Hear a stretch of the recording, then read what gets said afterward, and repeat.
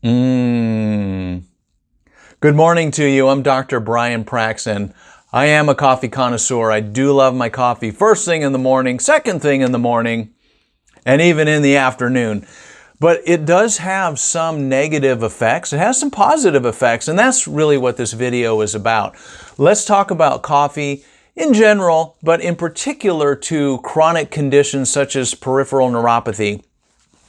Let's talk about it. I've done the research and I've found that there's a lot of positive things that we know about coffee. So yes, to the coffee lovers out there, we obviously know that it can increase your attention. We get faster reaction times as well. So when driving and when thinking, when studying, coffee actually comes out pretty good in the research.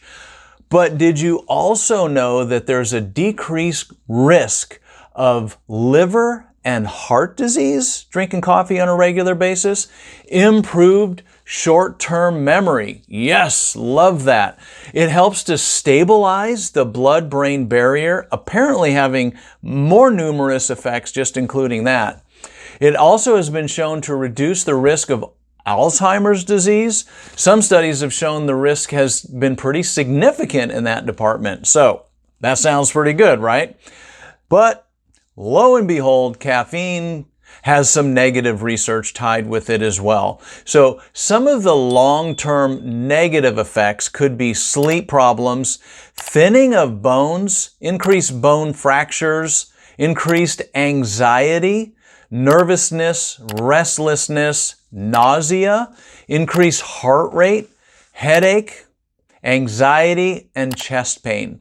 Headache would be usually if you're coming off of caffeine, you're sort of addicted to it, and then you need a cup of coffee and you have a cup of coffee or a beverage with caffeine in it and your headache goes away. Increased anxiety, stomach acidity, all of these things can be usually with too much caffeine, although some of us can have just one cup of coffee and feel as jittery and going off the rails there as far as that goes.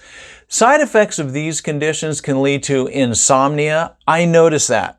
So one of the things that I do, just a quick side note, is I enjoy my morning cup of coffee, and any coffee I have after that is going to be decaf.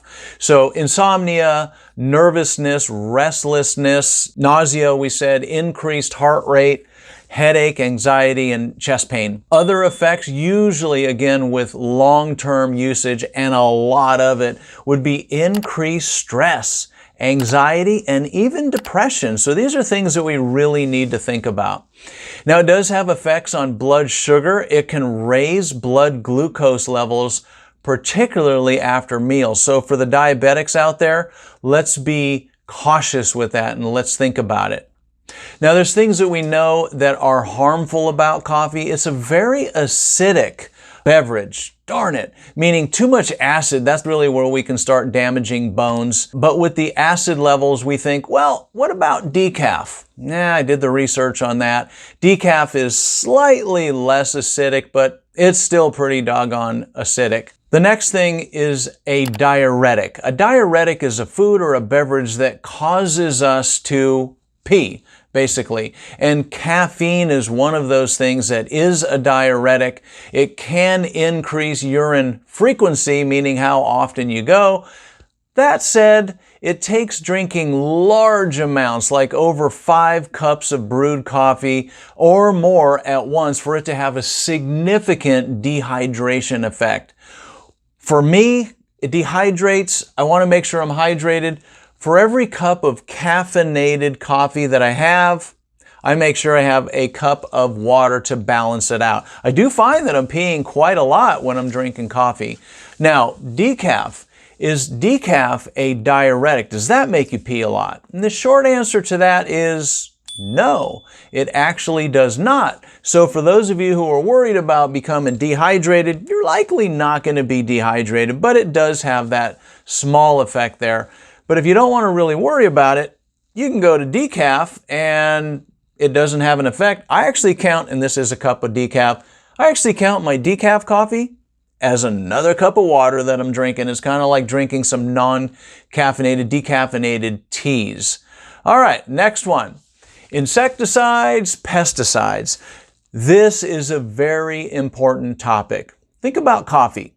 It's grown in other countries, Brazil, Ecuador, Africa, and those around the equator. That's where coffee grows best, even Hawaii.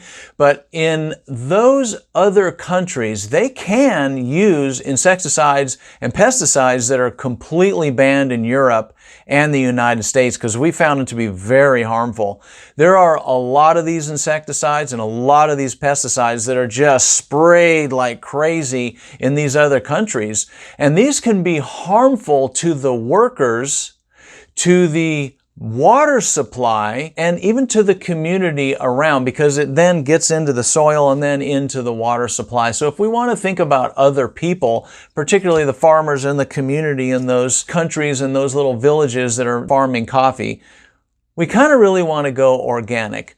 But it can have an effect on us as well. They spray all this stuff and then it's legal there, and then they import it to the US. Since it was done over there, it's fine if it's over here. Now, I know some of you are getting ready to type it in there. Yeah, but the roasting is going to kill all those effects. We don't really know. We think that at the levels that they roast, it's likely that it is going to negate the negative effects of these chemicals on the coffee beans, but we actually just don't know.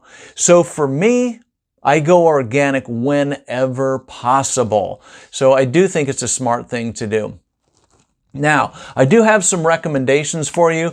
Just get organic if you can, you guys. It doesn't really cost that much.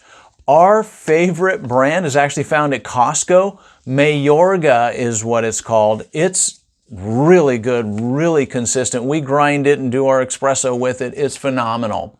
For those of you Keurig lovers, this is what we have here at the office, the Keurigs. I'm actually a big fan of Newman's, really a recent find, but if you'll notice this one, Newman's Organic Special Blend. I had this cup earlier today. Pretty dang good. Gave it to a friend of mine. He goes, "What kind of coffee is this?" He had no idea it was just from a Keurig cup. Organic coffee, Newman's own. Love it. I don't think I saw Newman's as a decaf, but you might check that. At Costco, though, I love Costco, they have their own brand, Kirkland, okay? And this is House Decaf. Organic. Can't I have my glasses on here? Organic medium roast coffee. That's what I'm having right now. I really like this. It's a good cup of coffee. Now, we talked about earlier about how much coffee. So the FDA is recommending no more than 4 cups of coffee a day. Now, let's remember, cup. How much is a cup? Some people have mugs of coffee that are this big. That's not the same as a cup. Okay, what I had in here was filled up to about here. That's about a cup of coffee. Okay, when you go to Starbucks and you get the grande, that's more than a cup. When you get the venti, that's like nearing a whole pot of coffee. Maybe not that much, but you get what I'm saying.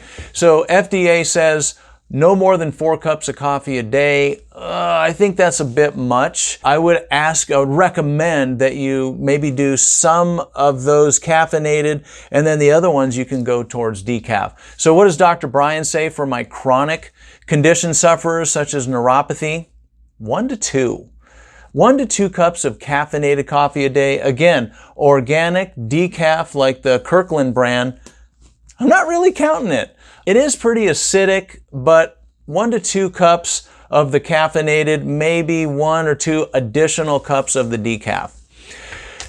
The next thing that's really important about coffee. Now, I like it black. You can see that. I think you can see that right there. I don't want to spill it, but look at that. Black cup of coffee. It always freaks them out when I go to Starbucks. How can I help you today, sir? What would you like to order?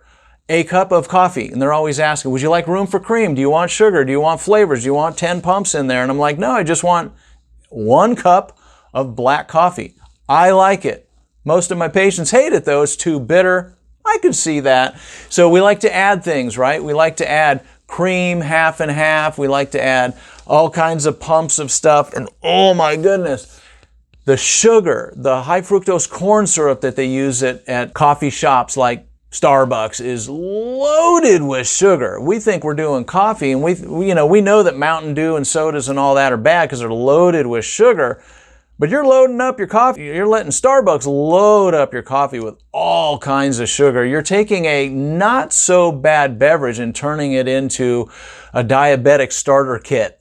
All right. So if you can't do black, then consider adding things that are natural and as organic as you could possibly get.